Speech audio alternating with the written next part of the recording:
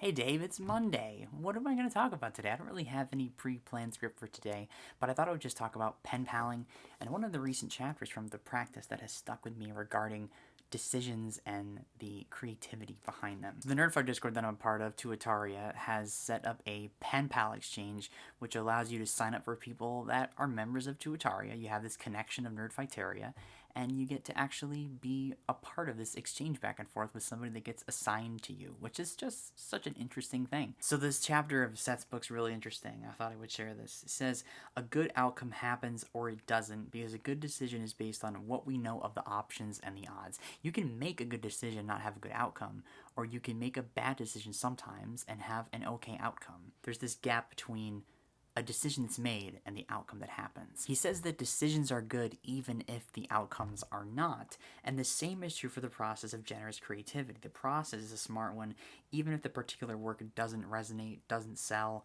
or doesn't get like a happy reaction from the critics or the people that actually end up responding to it. His really main point on this, and there's a chapter on perfection too, is that focusing on outcomes at the expense of the process is a shortcut that actually damages the enjoyment of the initial process that gets the work done. On the recent podcast episode I recorded, we were talking about the art of conversation and the art of like creating things and this volley of thought back and forth, whether it's from video or audio or written or emailed for pen paling. A conversation you hop into doesn't always have like an end goal of perfection. You don't know where it's going to go. There's a train of thought, and that's kind of what this is too, like a back and forth. It's led to some really interesting insights from the people that I've talked to. Like one of my pen pals, it's brand new, it lives in Ottawa in Canada. Another pen pal's from Germany. Another pen pal, not sure where the location is yet because I just asked the question. I have yet to find out. One of my friends shares the same situation in that she actually still has work that I do, and throughout the pandemic, her outdoor activities and the stuff that she's done with friends throughout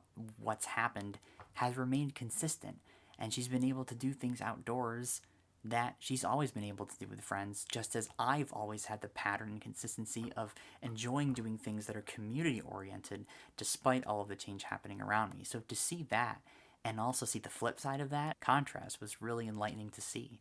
And that's something that I never could have predicted when you decide to communicate with somebody and write letters back and forth and just create a bond that leads to new ideas and new insight. Pen paling, video blogging, it's a commitment to a process. It's a commitment to an art, and the art is conversation and engaging and not being obsessed with an outcome that's also being like obsessed with perfectionism. Lost in this obsession with outcome is the truth that outcomes are the result of processes. Good process repeated over time lead to good outcomes more often than lazy processes do. And a lot of the outcomes are when the things aren't guaranteed and you're doing them for better reasons than just the result. Best line in here, though, that's really interesting of this aside about decisions, chapter 19, is what we seek and how we create aren't the same thing. Like, what does that remind you of, Dave? Does that bring up something for you? If you want something, it doesn't necessarily tie to how you decide to get to that want through how you create. What we seek and how we create